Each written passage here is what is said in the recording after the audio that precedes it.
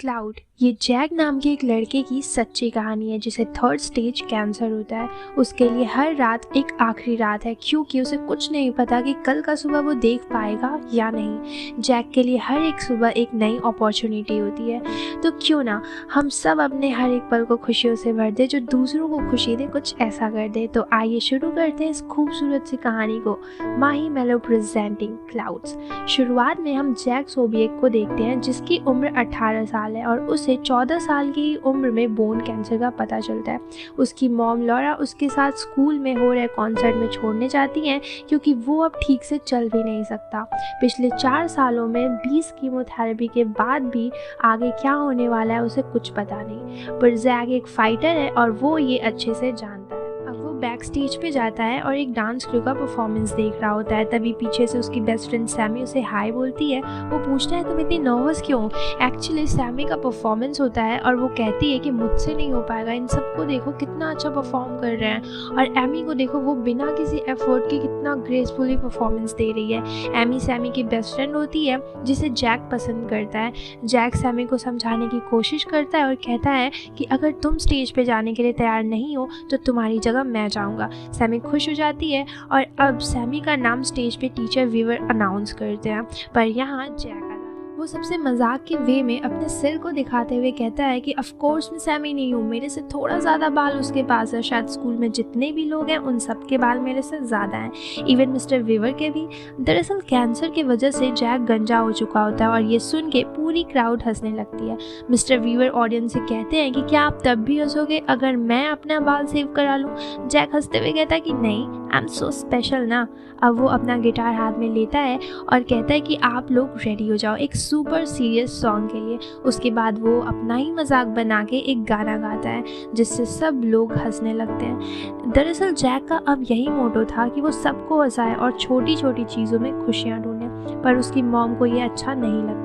जब वो जा रहा होता है तो जैक कहता है कि मॉम मेरे लिए फ़न था और मैं इसमें खुश हूँ। इसके बाद वो अपने रूम में जाता है और फेसबुक पे एमी की फ़ोटोज़ लाइक करता है और उसको ध्यान से देख रहा होता है। तभी उसकी छोटी बहन ग्रेसी आती है और वो उससे रिमोट मांगती है, पर जैक उसे परेशान करता है और बोलता है पहले मैजिक वर्ड्स बोलो फिर दूंगा। वो बोलती है कि तुम बहुत अनोइंग हो और वहाँ से वो चली जाती है। तभी एमी का मैसेज आता है और वो उससे कहती है कि अभी और कितने पिक्चर्स लाइक करने के बाद तुम मुझे बाहर ले जाने के लिए पूछोगे।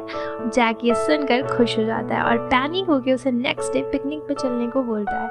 अब नेक्स्ट डे जैक रेडी हो रहा होता है और तभी अचानक से उसे खांसी आने लगती है और उसकी सांसें फूलने लगती हैं, पर वो उसे इग्नोर करता है क्योंकि वो एमी से मिलने के लिए काफ़ी एक्साइटेड है। पर जब वो ब्रेकफास्ट करने जाता है तो उसकी तबीयत काफ़ी सीरियस हो जाती है। उसके मना करने के बाद भी उसकी मॉम उसे तुरंत हॉस्पिटल ले जाती हैं और डॉक्टर उसकी हालत देखकर तुरंत ही सर्जरी करने को बोलते हैं। जैक कहता है क्या ये बाद में नहीं हो सकता, क्योंकि एमी दूसरी तरफ उसका वेट कर रही होती है, पर डॉक्टर बताते हैं कि तुम्हारा लंग्स सिकुड़ रहा है जिससे डायरेक्ट तुम्हारे हार्ट पे प्रेशर पड़ रहा है। फिर जैक को उसी टाइम सर्जरी के लिए ले जाया जाता है और दूसरी तरफ हम देखते हैं कि एमी पार्क में बैठकर जैक का घंटों इंतजार करती है और उसके ना आने पर नाराज़ होकर वापस चली जाती है। इधर डॉक्टर बताते हैं कि जैक का कैंसर उसके लंग्स तक पहुंच चुका है और उसकी बॉडी अब ट्रीटमेंट को भी रिस्पॉन्स नहीं दे रही है। जैक पूछता है कि क्या मैं अपनी ग्रेजुएशन कंप्लीट कर पाऊंगा? वो कहते हैं कि अगर वो 7-8 महीने के अंदर हो तब। इसका मतलब है कि अब जैक के पास हार्डली 7 से 8 महीने बचे हैं। उसकी फैमिली और जैक पूरी तरह से टूट जाते हैं। अब अगले दिन वो स्माइल के साथ दोबारा स्कूल जाता है। जब वो अपनी बेस्ट फ्रेंड सैमी से बातें कर रहा होता है तभी उसे एमी दिखती है और वो उसे देखकर छुपने लगता है। सैमी कहती है कि तुम्हें उसे सब कुछ बता देना चाहिए क्योंकि नेक्स्ट क्लास में एमी भी हमारे साथ होगी। इसके बाद वो लोग क्लासरूम में जाते हैं और मिस्टर वीवर कहते हैं कि आज एक स्पेशल डे है क्योंकि आज के दिन हम अपने फ्यूचर वाले कॉलेज के बारे में ऐसे लिखेंगे। और ये सुनकर जैक सैड हो जाता है क्योंकि उसे पता है कि उसके पास सिर्फ 7 से 8 महीने की ज़िंदगी बची है। क्लास ओवर होने के बाद एमी उसे रोकती है और पूछती है कि क्या सब ठीक है, पर वो एकदम से शांत हो जाता है और एमी को लगता है कि शायद वो उससे बात नहीं करना चाहता, इसलिए वो वहाँ से जाने लगती है। पर तभी जैक उससे कहता है कि ये मेरे ज़िंदगी का आखिरी टाइम चल रहा है। ये सुनते ही एमी रोने लगती है और उसे हक कर लेती है। जैक उसे हटाता है और कहता है कि तुम्हें यहाँ से जाना जाना चाहिए और वो अपने घर वापस आ जाता है। जैक घर के ही दरवाजे पर बैठा रो रहा होता है, तभी उसकी मॉम आती है और उससे पूछती हैं कि क्या हुआ। वो उन्हें बताता है कि मिस्टर वीवर ने आज ऐसे लिखने को दिया था, पर मैं कैसे लिखूं जब मुझे पता है कि कॉलेज जाने तक तो मैं ज़िंदा ही नहीं रहने वाला। ऐसे क्या अब मेरी लाइफ में किसी भी चीज़ का कोई मतलब नहीं रहा। वो पूरी तरह से हार मान लेता है। उसकी मॉम समझाती हैं कि मुझे पता है कि तुम्हारा टाइम लिमिटेड है और ये तुम्हारे लिए बहुत डरावना है और मुझे भी इस चीज़ से नफ़रत है, पर अगर सोचें तो हम में से किसी को भी नहीं पता कि कल क्या होने वाला है, कल का हम सुबह देख भी सकते हैं या नहीं।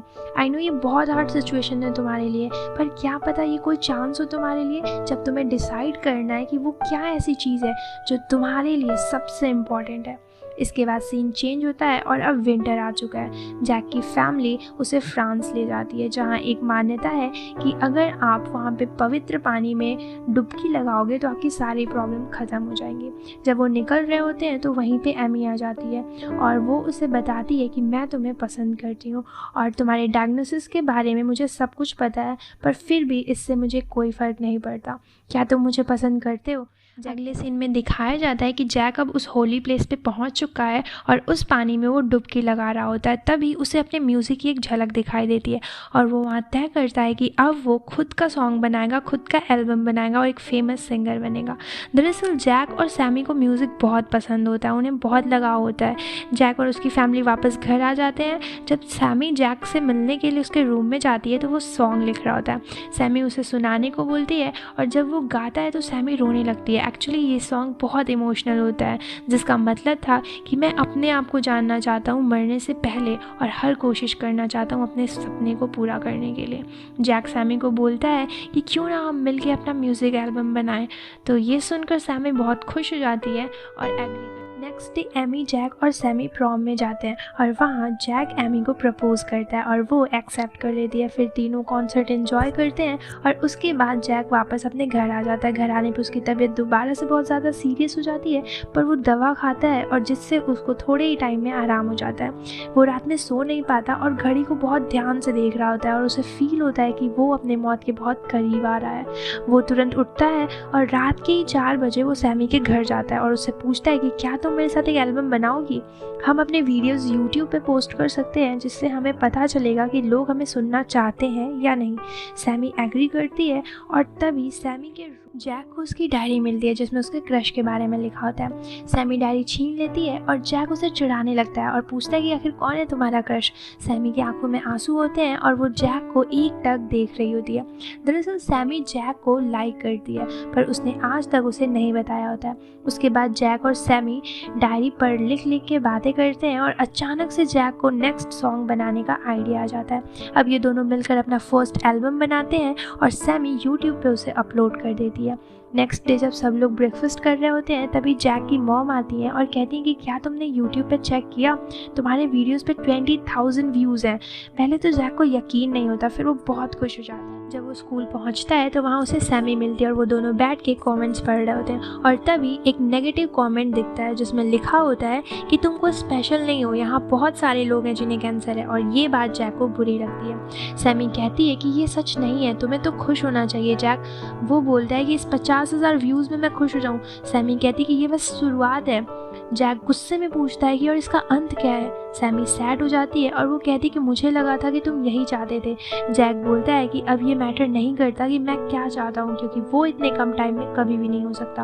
और सैमी वहाँ से रोते हुए चली जाती है और जैक वहीं ज़मीन पर लेट जाता है। थोड़ी देर बाद वहाँ टीचर मिस्टर वीवर आते हैं और वो भी उसके साथ लेट जाते हैं और उससे हंसाने की कोशिश कर रहे होते हैं और उसे हौसला देते हैं और समझाते हैं कि जो तुम्हारे अंदर टैलेंट है उसे यूज़ करो और आगे बढ़ो। इसके बाद सीन चेंज होता है और जैक और उसकी फैमिली को दिखाया जाता है जो डिनर कर रहे होते हैं। जैक के डैड उसे कहते हैं कि बाहर आओ, तुम्हारे लिए एक सरप्राइज़ है।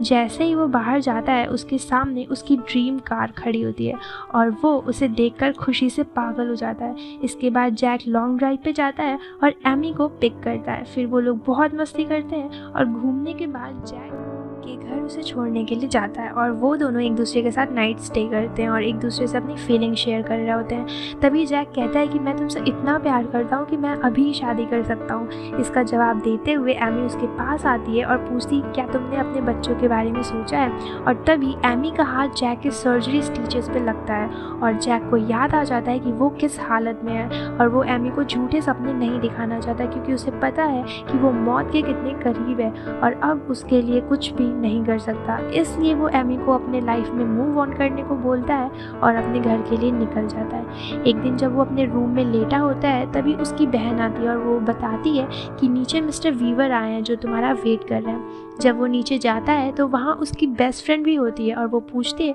कि क्या बात है। मिस्टर वीवर कहते हैं कि ये तुम्हारे म्यूज़िक के बारे में। आगे वो बताते हैं कि मैंने तुम्हारा वीडियो BMI म्यूज़िक कंपनी को दे दिया था और वो तुम्हें और सैमी को सॉन्ग राइटिंग के लिए साइन करना चाहते हैं। ये सुनकर उन्हें लगता है कि ये कोई मजाक है, ये कोई सपना है, पर ये सच होता है। उसकी मॉम बताती हैं कि हम अगले ही वीकेंड न्यूयॉर्क जाने वाले हैं। जैक और सैमी बहुत खुश हो जाते हैं और मिस्टर वीवर कहते हैं कि हर मुश्किल हालात के बीच में हमें एक अपॉर्चुनिटी मिलती है, शायद ये तुम्हारी है। अब सीन चेंज होता है और ये लोग न्यूयॉर्क BMI म्यूज़िक कंपनी पहुंच जाते हैं। वो दोनों बहुत एक्साइटेड होते हैं क्योंकि यहाँ से उनकी लाइफ पूरी तरह से चेंज होने वाली है। म्यूज़िक कंपनी के लोग जैक और सैमी का वेलकम करते हैं और वो लोग सॉन्ग राइटिंग के लिए कॉन्ट्रैक्ट साइन करते हैं। अब अगले सीन में हमें दिखाया जाता है कि जैक और उसकी फैमिली फ़्लाइट से वापस घर आ रही होती है और जैक बड़े ही ध्यान से बादलों को देख रहा होता है और एमी को मिस कर रहा होता है। उसकी मॉम उससे पूछती है कि क्या तुम ठीक हो। वो बोलता है कि शायद नहीं, मैं एमी को बहुत मिस करता हूँ और ऐसा लगता है कि वो मेरा एक ऐसा सहारा है जो मुझे नीचे गिरने से हमेशा बचाए रखती है। और तभी पीछे से एक ट्यून बजता है और जैक को अपने नेक्स्ट म्यूज़िक के लिए आइडिया मिल जाता है और वो इस म्यूज़िक का नाम क्लाउड रखता है। और अब ये दोनों क्लाउड सॉन्ग को कंप्लीट करने में लग जाते हैं। इनकी म्यूज़िक अपलोड होते ही वायरल हो जाती है और ये फेमस हो जाते हैं। एक दिन जैक एमी से मिलने उसके डांस क्लास जाता है और वो उसे बाहर चलने को, फिर ये दोनों एक दूसरे से बहुत देर तक बातें करते हैं और फाइनली इनके बीच सब कुछ ठीक हो जाता है। कुछ दिन के बाद जैक की हालत और ख़राब होने लगती है और जैक के डैड अपनी फैमिली को बताते हैं कि मैंने आज डॉक्टर से बात की, उन्होंने कहा है कि अब जैक के पास कुछ ही दिन बचे हैं। जैक की फैमिली बहुत रोती है और उसके बचे हुए दिन को मेमोरेबल बनाने के लिए एक पार्टी ऑर्गेनाइज करती है जिसमें पूरे स्कूल के लोग और उसके फैंस इनवाइटेड होते हैं। पार्टी के दिन जैक चल भी नहीं पा रहा होता है और ना ही ढंग से उसकी आवाज़ निकल रही होती है, फिर भी वो पार्टी में जाने के लिए ज़िद करता है और वो सबसे कहता है कि ये मेरी एक आखिरी विश है जो मैं पूरा करना चाहता हूँ। इसलिए सब लोग उसे ले जाने के लिए तैयार हो जाते हैं। जब वो पार्टी में पहुँचते हैं तो वहाँ जितने भी लोग होते हैं सब जैक के लिए तालियां बजाते हैं और उसके लिए चिल्ला रहे होते हैं। सैमी उसके लिए एक प्यारा सा सॉन्ग डेडिकेट करती है और जैक काफ़ी इमोशनल हो जाता है और वो सैमी के साथ मिलकर स्टेज पे क्लाउड सॉन्ग को फिर से गाता है और गाते गाते उसकी हालत बिगड़ने लगती है और वो एकदम से हकलाने लगता है। उसके मुंह से आवाज़ निकलना बंद हो जाती है और सारी क्राउड शांत हो जाती है। तभी जैक के फैंस उसे हौसला देने के लिए उसके छोड़े हुए अधूरे गाने को एक साथ गाना शुरू कर देते हैं, जिसे सुनकर जैक की आंखों में एक सुकून दिखाई देता है और ऐसा लगता है कि जैसे उसको लाइफ में जो चाहिए होता है उसे मिल चुका है। और इसी सुकून के साथ उसकी आंखें हमेशा के लिए बंद हो जाती हैं। अब सीन चेंज होता है और हम उसकी फैमिली को फ्यूनरल में जाते हुए देखते हैं और इसी के साथ एक फाइटर की सच्ची कहानी का अंत हो जाता है। उम्मीद करते हैं आपको ये वीडियो पसंद आई होगी और अगर पसंद आई है तो एक लाइक और चैनल को सब्सक्राइब करना ना भूलें।